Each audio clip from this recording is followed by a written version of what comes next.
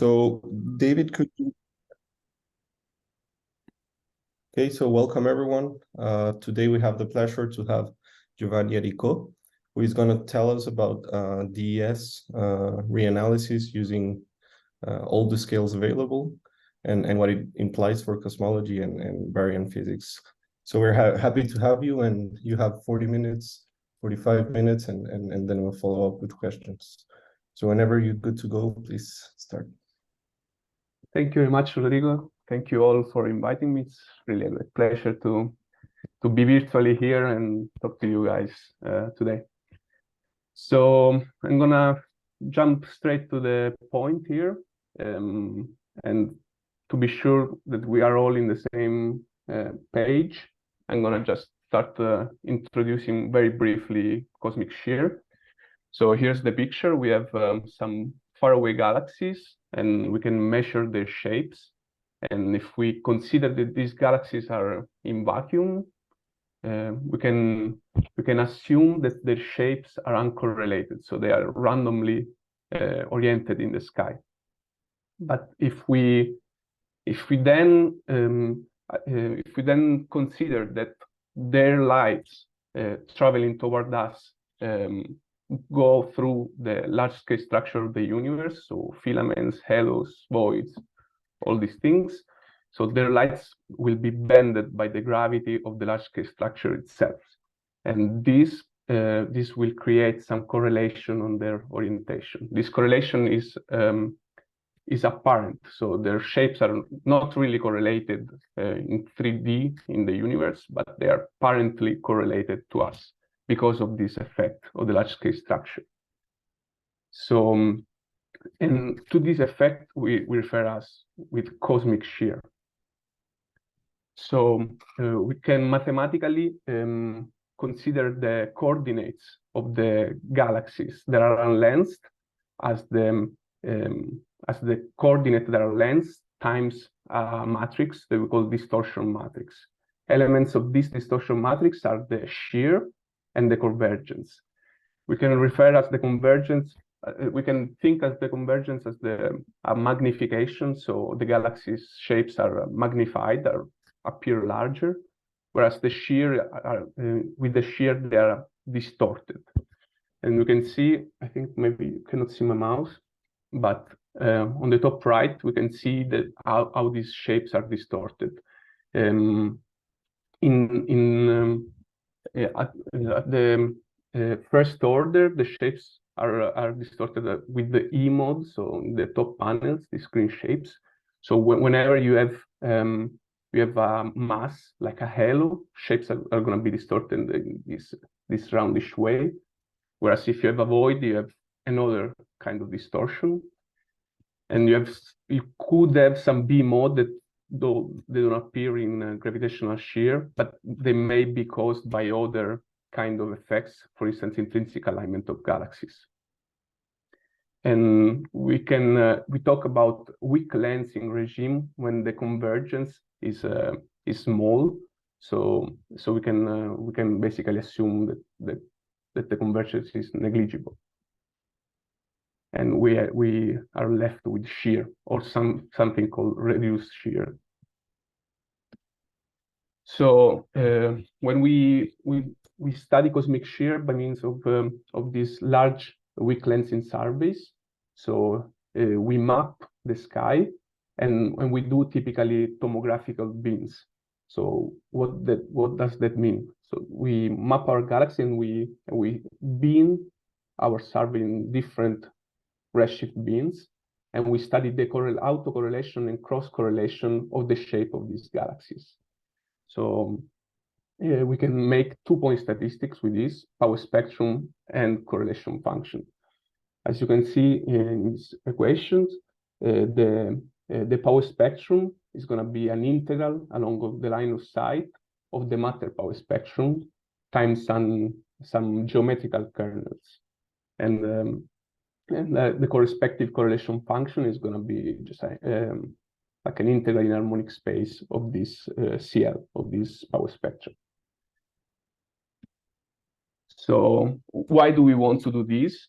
We want to do this because cosmic shear is basically mapping directly the total matter in our universe. So this means it is sensitive to the growth of structure through this parameter S8, which is a combination of the usual sigma 8 with omega matter. So it's the square root of omega matter over 0.3.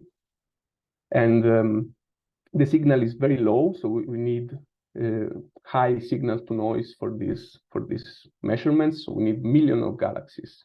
That means we use typically photometric surveys as opposite to the spectroscopic surveys. And this means also that we have some errors in the redshift estimation, and this must be modeled. Another advantage is that we don't really care about the bias of galaxies, so we don't have to model galaxies, but the total matter. So this is complementary, if you want, with the typical traditional galaxy surveys. But we have some downside. For instance, we are affected by baryonic physics and intrinsic alignment and other technicalities that I'm not going to talk about in this seminar. So I present now the data that I used in my work. So this is the dark energy survey year 3. This was the data was taken with 6 years of observations with a Blanco telescope in Chile, and I used the so-called gold catalog, which span an area of more than 4,000 square degrees. This is the largest cosmic shear survey currently available, and maps over 100 million galaxy shapes with a mean redshift of 0.63. So in the right, you can see the correlation function, supplies Xa minus. These are simply two different modes in the sky. And you can see there are 4 redshift bins, and all the correlation in Xa plus in the top left and Xa minus bottom down. And as you can see, also there are some gray shaded area in these measurements. So these are scale cuts that have been applied by the collaboration to analyze their data. So basically, they don't use all the data points that are shaded in gray. These are 173 on over 400 total data points. So this is 45% of all their data that is discarded in the analysis. And they're discarded because of the difficult modeling of small scales.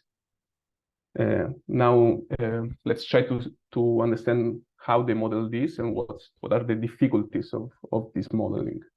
So, as we have seen before, the cosmological signal is given by an integral over the total matter power spectrum.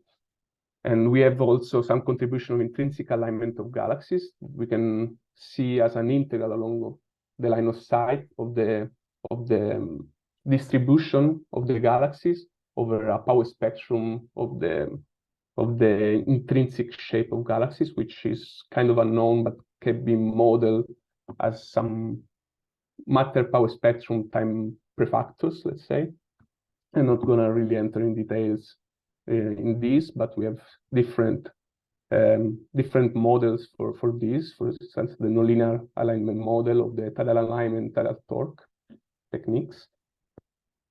But I'm going to focus on the matter power spectrum itself. So the cosmological signal. The matter power spectrum has been modeled by the DS collaboration with HaloFit. So this is work by Takashi 2012, and they have been applying these scale cuts mostly to screen baryonic physics. So the baryonic physics acts at small scales where we have galaxy formation, we have black holes that accrete and push gas outside halos, and these redistribute the gas at small scales, but even go outside halos, so at mildly large scales, and then dark matter back react on the new potential given by baryon matter, so gas, and makes these effects quite large.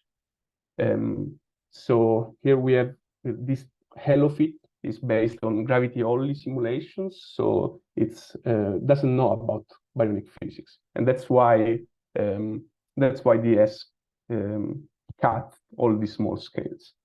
Then we have other parameters, for instance, for the photometric redshift errors, and some multiplicative bias to take into account shape calibration and blending of the different shapes. So in our work, we want to improve on the nonlinear modeling, so like have something more accurate than halofit, and have a physically motivated model for baryonic physics, so that we can remove the scale cuts and analyze all the data. So in modeling the matter power spectrum, we have different techniques that we can use. We can use linear theory, so do directly Boltzmann solvers, for instance, class or CAM, but that will be accurate only in linear regime, so where perturbations are really small. So we're talking about 10 to the minus 2 h/megaparsec, let's say, up to maybe some like some factor times 10 to the minus 2. Then we can maybe use perturbation theory to get a bit to smaller scales, up to 10 to the minus 1, 0.3 maybe h/megaparsec.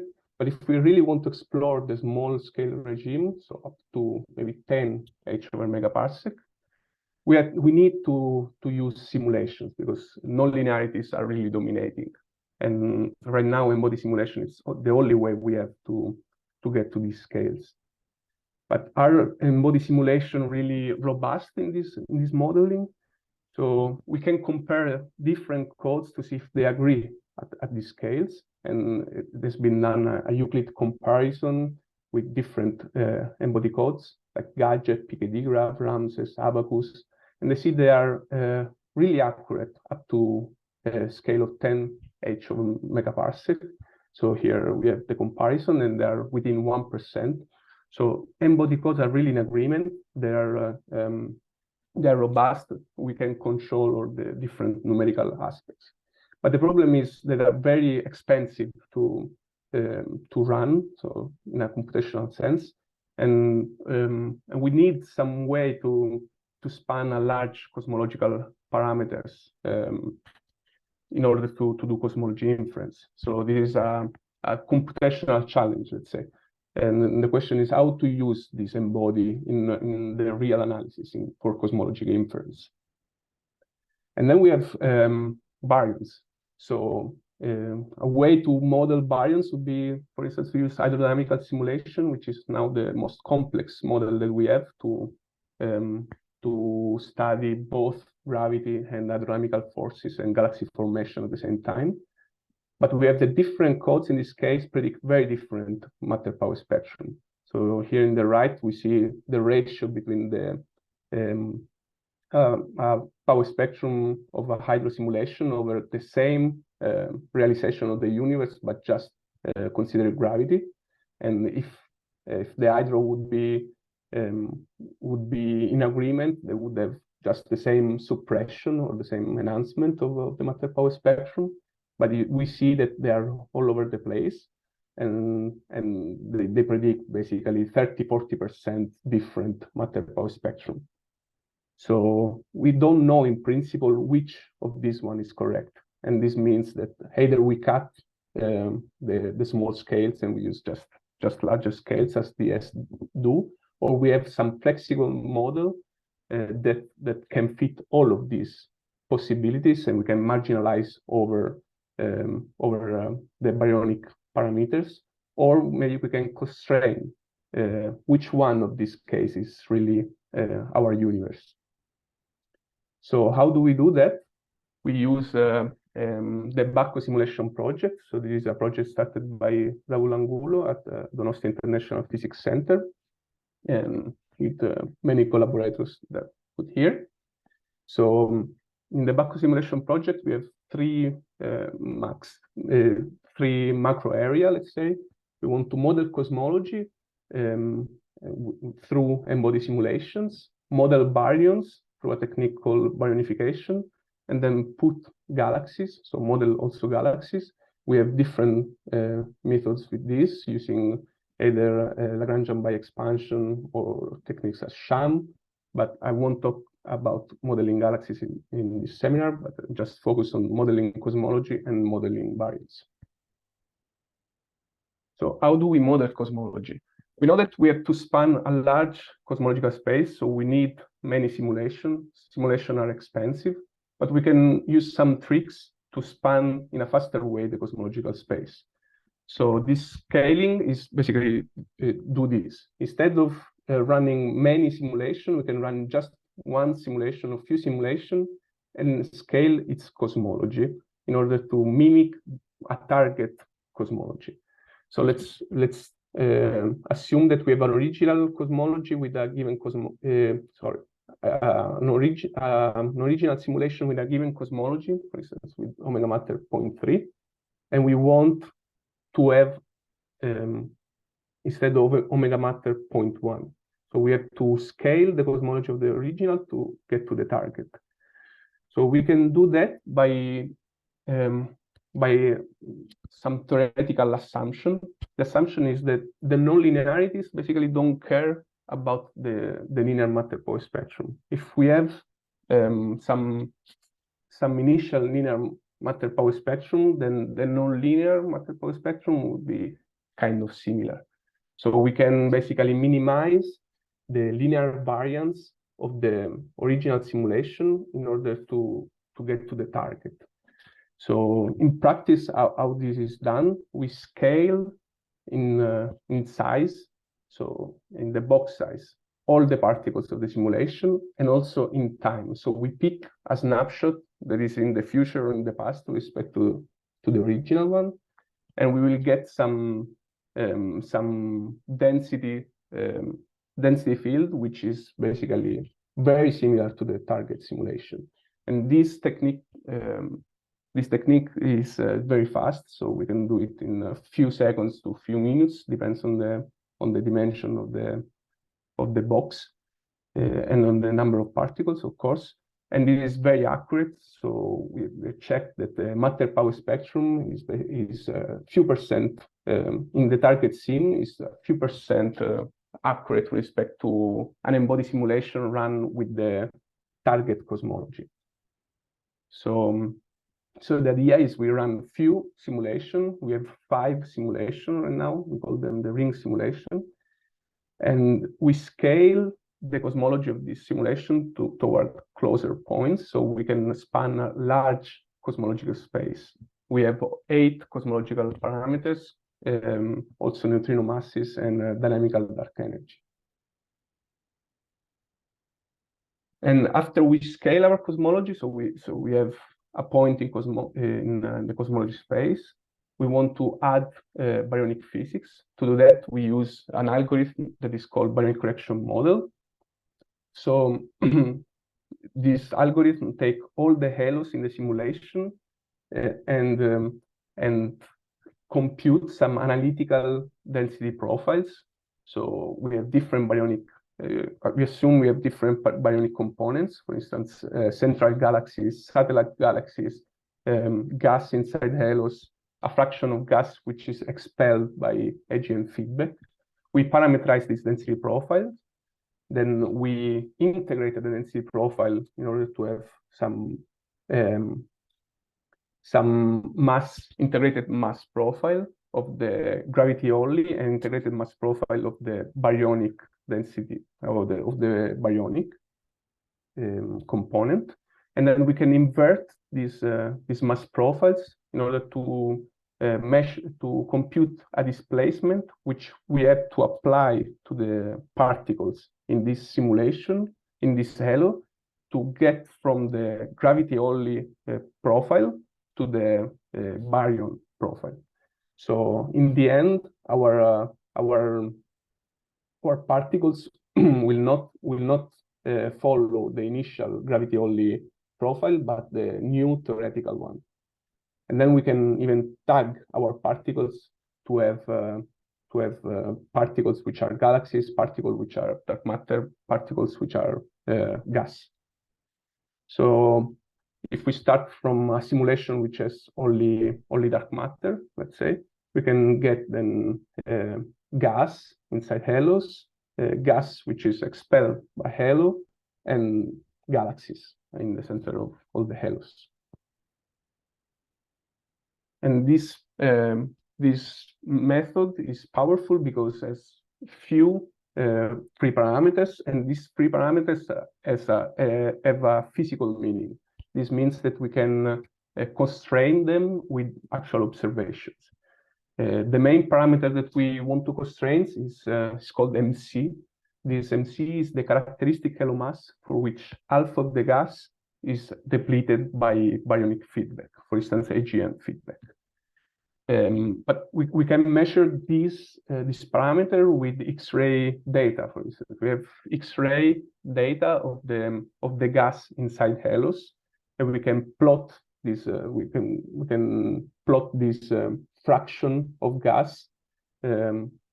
So here in this plot we have the fraction of gas inside halos. So the mass of the gas over the halo mass as a function of the halo mass. And you see, varying this MC, we get different curves in this plot, and we can basically constrain this MC.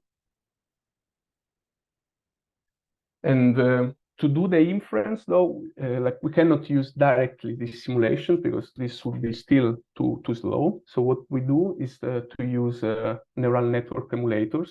So these emulators are just interpolators over our simulations. So these are deep, fully connected neural networks. So what we do is to start with our parameters. So these might be our baryonic parameters or our cosmological parameters, and then the signal is processed by the network. So basically, a nonlinear function is applied in each of these neurons, and then the signal is processed in order to get an output, which is the matter power spectrum in our case. Or so we don't actually emulate the matter power spectrum directly, but we emulate three components: the linear matter power spectrum, a nonlinear boost, which is the fraction nonlinear matter power spectrum over the linear, and the baryonic suppression, which is the baryonic matter power spectrum over the gravity only. So we have three different networks in order to be more flexible and more accurate. So we have a loss function here, which is minimized by the neural network.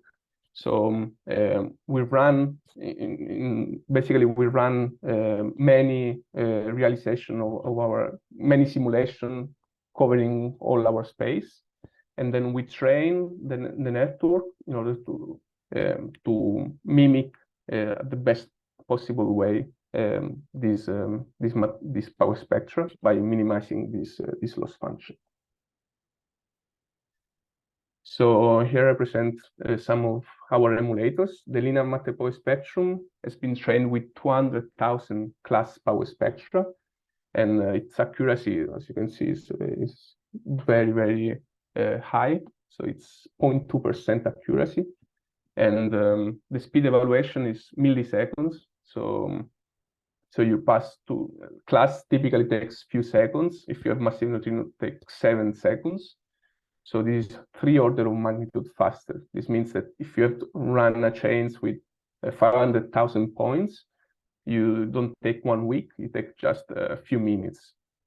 So this is really a game changer in this kind of analysis. Then you have the nonlinear matter power spectrum. This is trained with almost 1,000 cosmology. And we emulate the boost factor, as I said. This is accurate at a couple % level. So here I show a comparison of our emulator prediction against another emulator, Jupyter Emulator 2, which is claimed to be 1% accurate. And you see they're very much in agreement. So this is a nice test that both the emulators are in agreement. And then we have the baryonic emulators. These have been trained with 50,000 different power spectra, and its accuracy is 1%. So you see like these plots that I showed before with all the different hydrodynamical simulation over the place. We can now run our emulator and try to fit it. And as you can see, like we can fit basically all these different models. And the nice thing is that when we fit the matter power spectra of this hydrodynamical simulation, we can recover the right gas fraction that is measured in this hydrodynamical simulation. This is shown in this plot in the right. You have the matter power spectrum suppression in the y-axis and the baryon fraction in halos in the x-axis. And you have a fitting function that is given by a work by Marcel van Dalen and others 2020, who find there is a tight relation between the baryon fraction inside halos and the matter suppression. And in our case, we recover basically this function. This means that the physical processes of this ejecting of gas outside halos and causing this suppression in the matter power spectrum is well recovered by the baryon correction model. So this is in agreement with the hydrodynamical simulations. So we can embed this model in a fully Bayesian framework. So what we do is, so we run our simulation, we have our neural networks, and with the matter power spectrum, we can compute the CLC integral to get the cosmic shear correlation function, adding intrinsic alignments, photometric errors, and shear biases. By the way, I forgot to mention that these emulators are public, and you can download them at this link. Then we can sample our parameters with some priors. We have more than 20 parameters for this work. And how do we sample it? We sample it with a nested sampling algorithm. In this way, in this case, polychord, and then we can get our posterior in our parameters, which are basically S8 and omega matter for cosmic shear. So let's jump to the results that we obtained. So I remember so we want to exploit small scales since they've been discarded by the collaboration, and we want to see if there is extra cosmological information or if we can find information on baryonic physics and how robustly we can do that. So let's assume right now that we don't consider baryonic physics. So this is just gravity only. If we run the DS analysis with the DS scale cuts, we get these black contours, these 1 and 2 sigma contours. But if we remove scale cuts and we model all the scales, we get the red contours. So these are 30% tighter, so we have more information. But as you can see, they are also biased low. So so the posterior in S8 get to lower values, and this is an effect of ignoring baryons. So if we ignore baryons, S8 tends to be lower, and we can find it by modeling actually baryonic physics, which we do here. And as you can see in this case, always black is using DS scale cuts, red is using whole scales. In this case, we get tighter constraints, but not as tight as in the gravity only case, because we are marginalizing over all the baryonic parameters. But we don't get bias, so we get constraints in agreement from large and small scales. And in our fiducial case, we get an S8 of almost 0.8 and the omega matter of 0.25. But we can constrain not only cosmology, but also baryonic physics. So we do have constraints on these MC parameters, which I recall is the characteristic halo mass in which half of the gas is ejected by AGM feedback.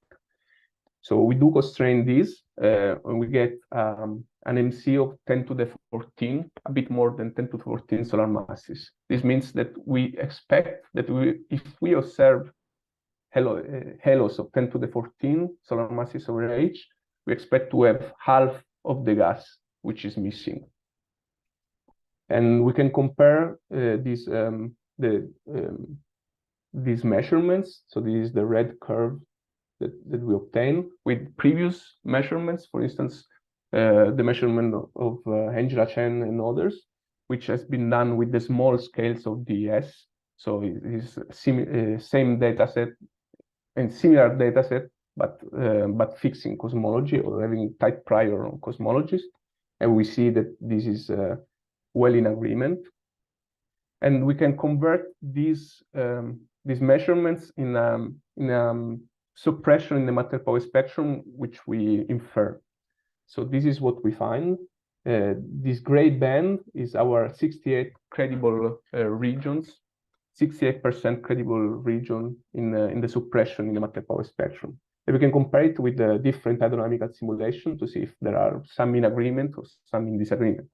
We see indeed that some simulation, for instance, Eagle or Elucid STNG, seems to have low AGN feedback, so they're not ejecting enough gas to get to the level that we find. Whereas other simulations seem to be in agreement, like the Bahamas suite or the House suite, which have been calibrated specifically with the gas fraction inside halos. And other simulations seem to shoot too long, so like the too much AGN feedback, for instance, the original Illustris. And we can also see if these measurements is in agreement with the direct observation of gas inside halos. This is what we have done with Angela in her work of last year. So we have compared our prediction for the halo mass fraction, for the halo gas mass fraction, which is in green. So this is given just by cosmic shear, with the direct observation with X-ray. So these are the data points. And you see they are very much in agreement, even if the cosmic shear is somewhat less constraining, of course. But the fact that it's an agreement is giving us confidence that our model is doing the right thing.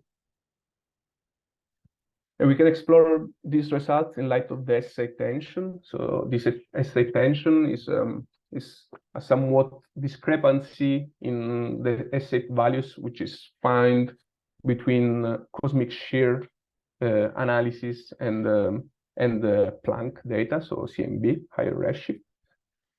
And so we see that in our case, if we don't model baryons, but we do model all the scales, we see that Planck is the black contours, whereas our gravity-only measurements is in blue, and the measurements are 2 sigma apart.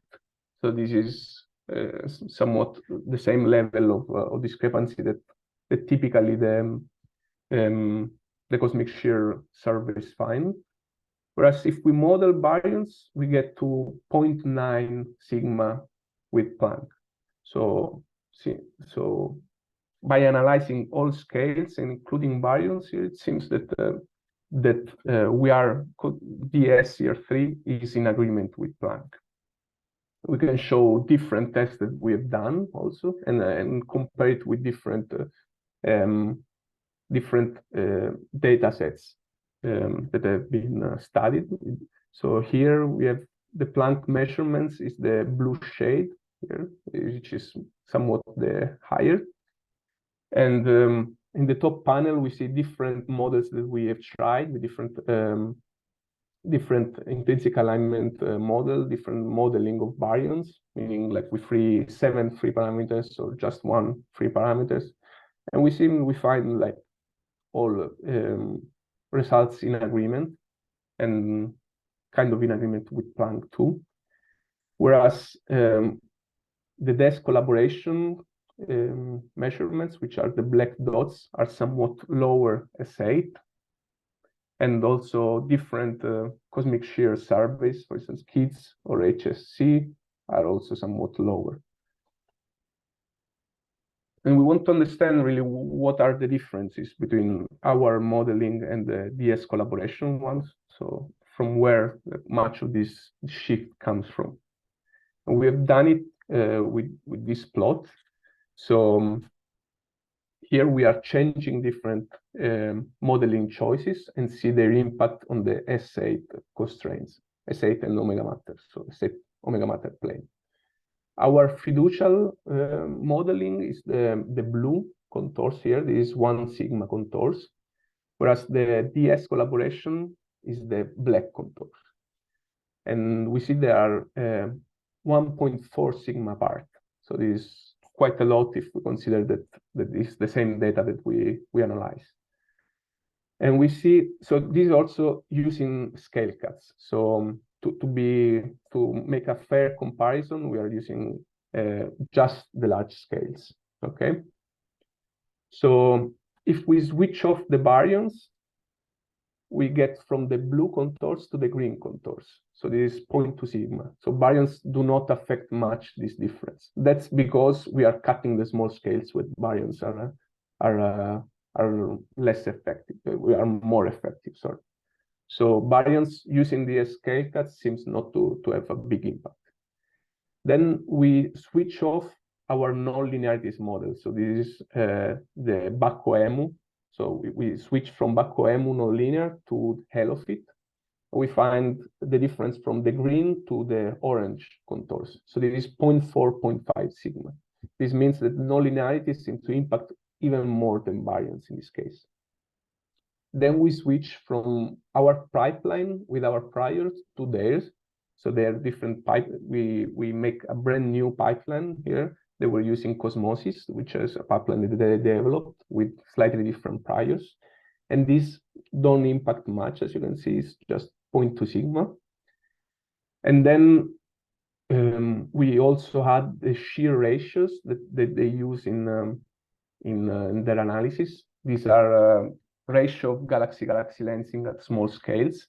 They constrain the redshift distribution of galaxies and the intrinsic alignment parameters, but we don't use them. So this can impact for 0.1, 0.3 sigma. It is from the red contours to the brown contours. And then the intrinsic alignment model that they use. So they use the TAT, the tidal alignment, tidal torque model. We use the non-linear alignment model, and this impact match too. So this is 0.4, 0.7 sigma from the brown to the black. And all of these modeling choices, or some are modeling choices, for instance, the shear ratio or the intrinsic alignment. Some are like improvement in the modeling, for instance, the non-linear modeling or the baryonic modeling. But all these go in the same direction, as you can see, and so like they create this 1.4 sigma in the constraint. And actually, the data of DS and also KIDS have been reanalyzed lately, and the reanalysis actually are in agreement with our findings. So they're improving their modeling using HencODE, and actually they also moved to NLA instead of TTT to TAT to do the modeling. And their new analysis of KIDS plus DES 2023 are in agreement. It's in agreement with what we had found. So it seems that it is somewhat more robust analysis. And so I'd like to say a bit more about what's next. So here we spoke about stage 3 surveys. So DS is DS, KIDS, HSC are all stage 3 surveys. So it means that they cover a sky area of a few thousand degrees, and they have few millions to up to 100 million galaxies. But now Euclid has been launched. LSSST is collecting data, and so we need to prepare to stage 4 surveys to get to get to the point, like to analyze and to manage to recover what they promise. So the stage 4 surveys promise % accuracy on cosmological parameters, and this is quite tough to achieve because they're gonna survey areas of more than 15,000 square degrees.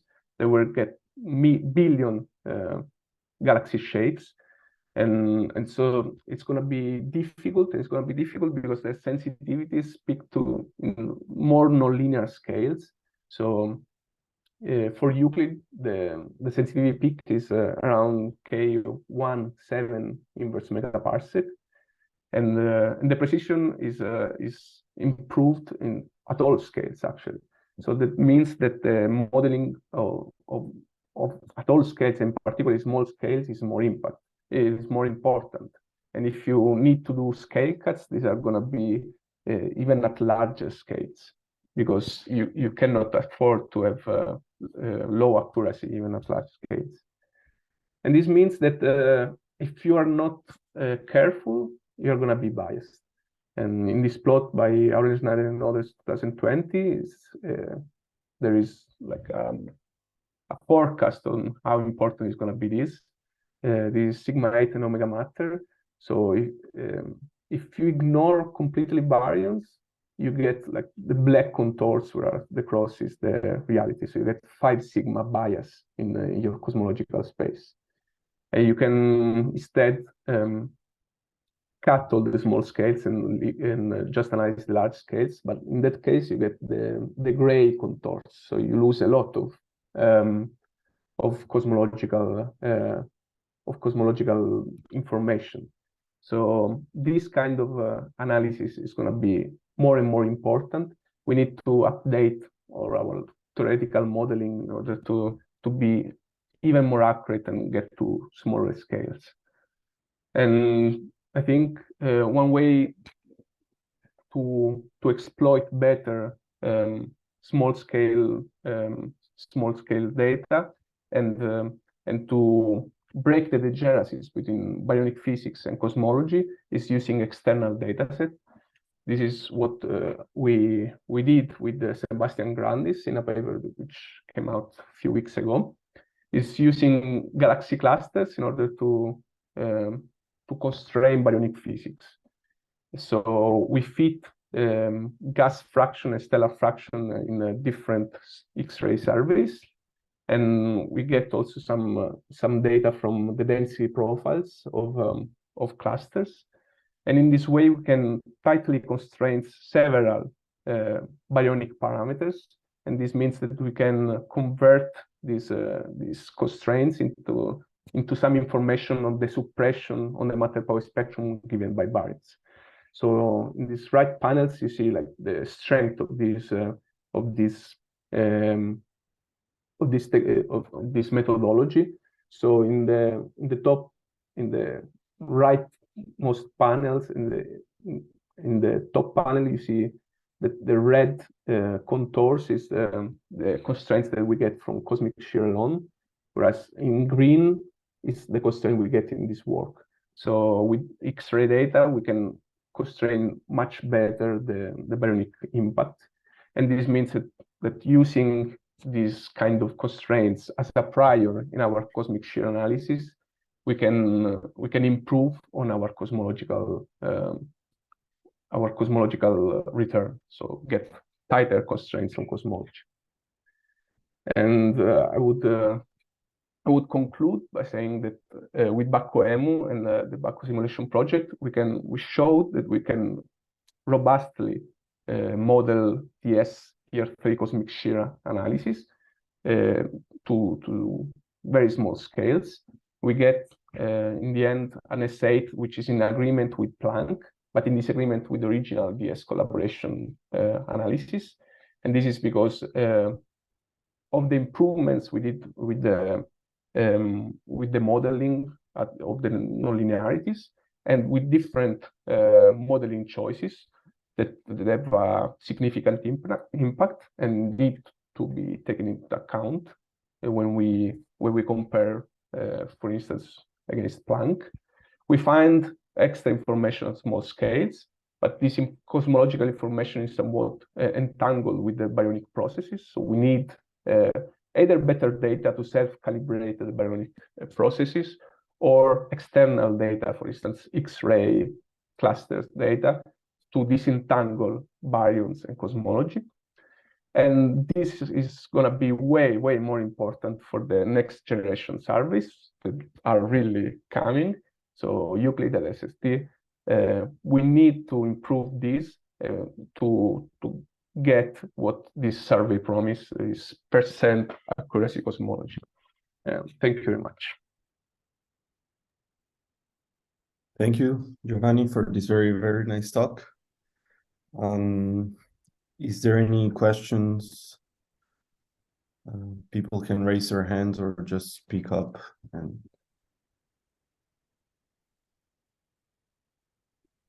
if not, well, people, oh, I see Miguel has a question. Please go ahead, Miguel. Hi, yeah, thank you for this talk. It's very, very.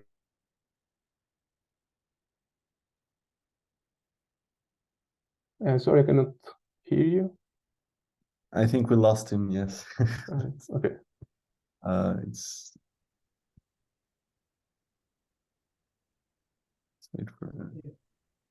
no. Are you around? Yeah, you got frozen, sorry. Oh, sorry.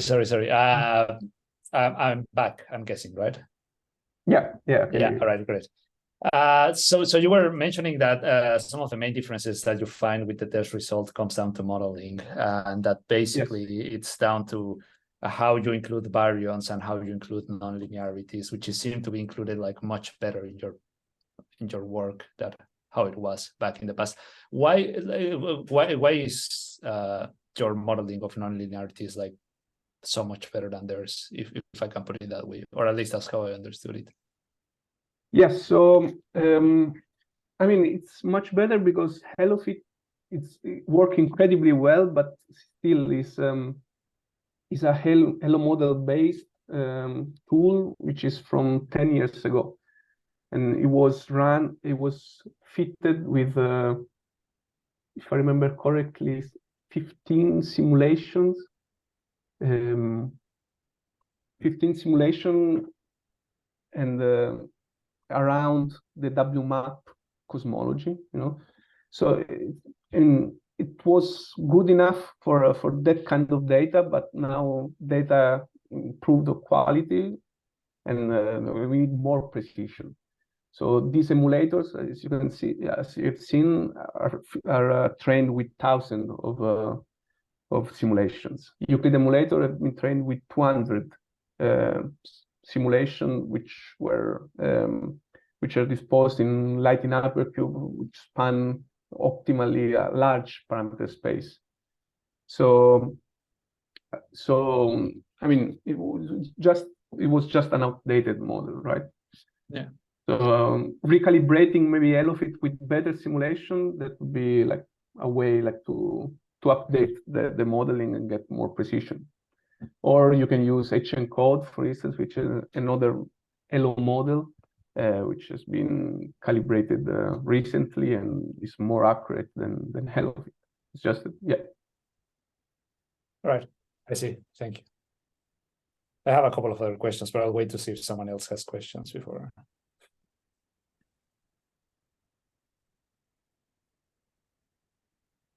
Wian, you have another question?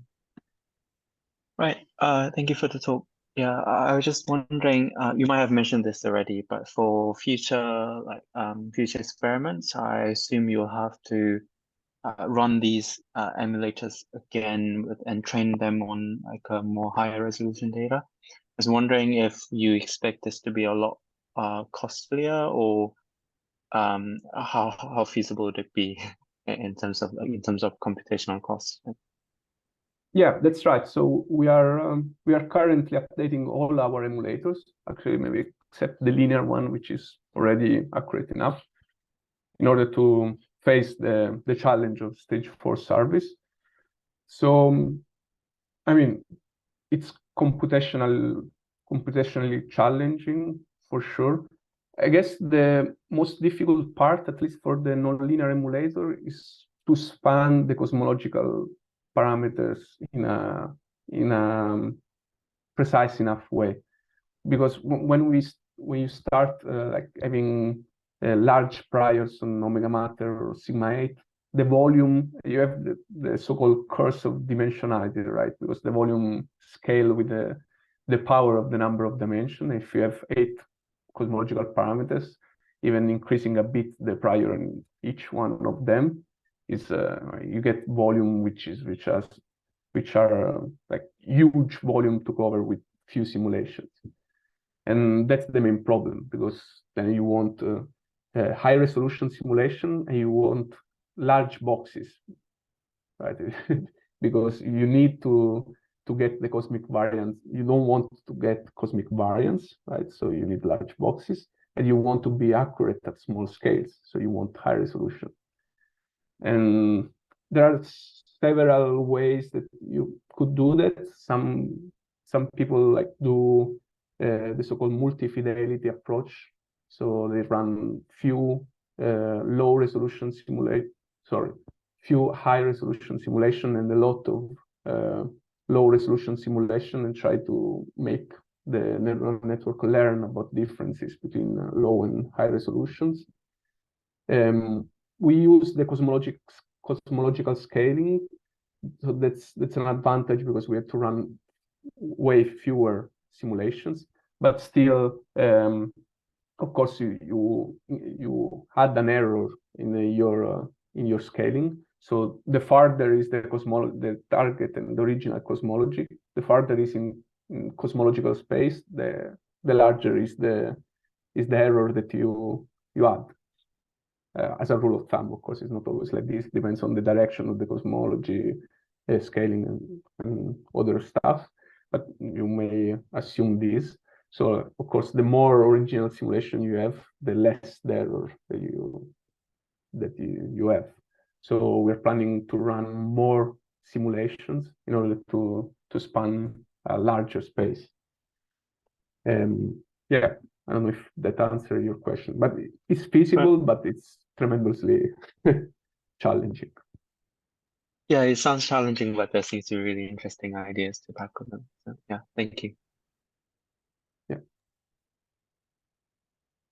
Okay, so maybe I can ask a question myself. When you showed the suppression of the power spectrum or enhancement by baryons and your fit to those simulations, so what exactly is the difference between these different simulations? I mean, these are different ways of treating baryonic processes. Is it correct? Yeah, that's a good question, actually. So you have different codes, so different hydrodynamical schemes. So one can be like a moving mesh, another can be SPH, another like different schemes of hydrodynamics, and also different galaxy formation. So this is basically the so-called subgrid physics. So things that you cannot resolve in your hydrodynamical simulation, but you have to put by hand. So, for instance, how much energy is injected by the supermassive black hole. You cannot resolve, of course, in these cosmological volumes the black hole accretion. So you have to put it by hand, or like how galaxy forms, or like the density threshold for which you form stars, or these kind of things. So some of these changes are just within like galaxy formation or parameter changes. So you have several Bahamas, for instance, simulation, which are calibrated differently and gives you different curves, or you have totally different hydro schemes, for instance, within Bahamas and the Illustris TNG. They have different scheme. But as you can see here, something that I didn't say is they are color coded by MC. So the higher the MC, the bluer the color. And as you can see, there's a strong correlation between MC and the suppression in the matter point spectrum. So this also means that the MC is capturing the suppression of all these simulation in a fair way. I see. So when you model, I mean, when you emulate these things, you're actually mapping that uncertainty onto an uncertainty on MC, basically. Or is it too simplistic? Well, yes, it depends on. We don't have only MC, so I also didn't mention it, but we have 7 free parameters in our emulators. We can free all the parameters, and MC is the most important. Is the only one we constrain actually with cosmic shear data.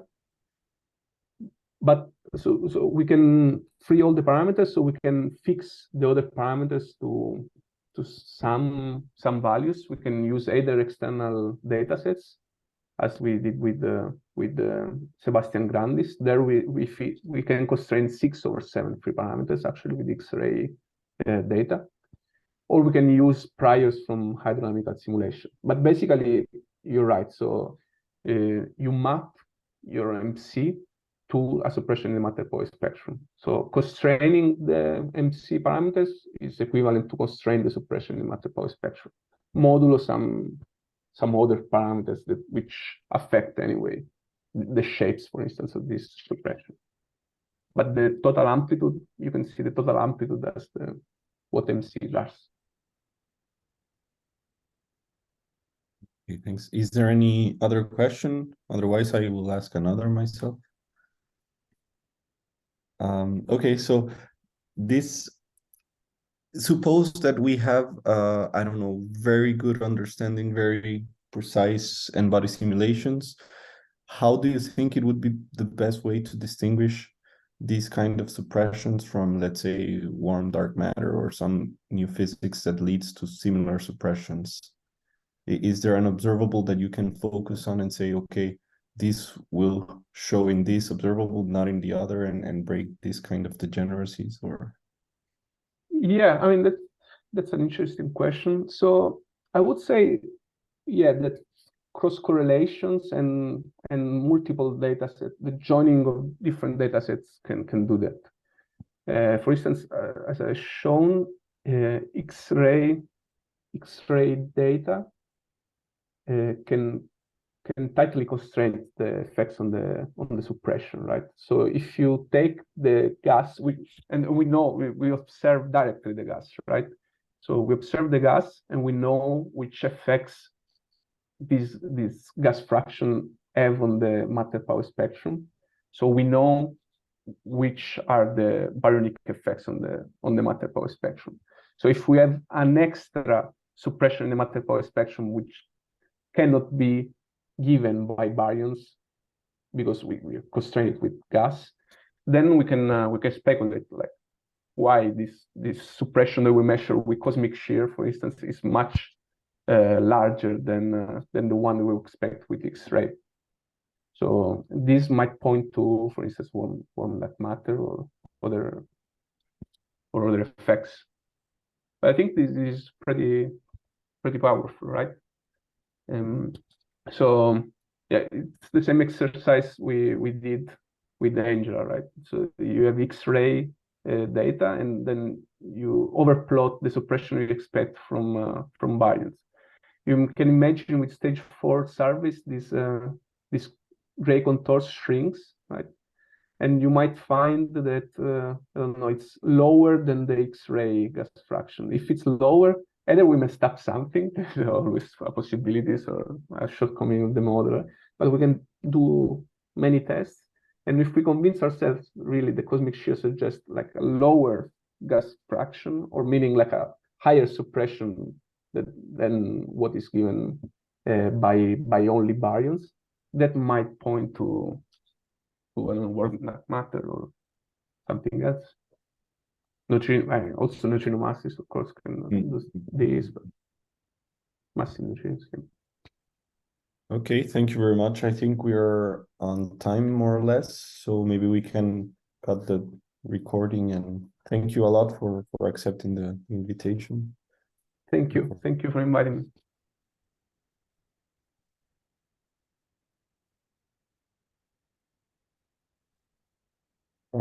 David, are you recording?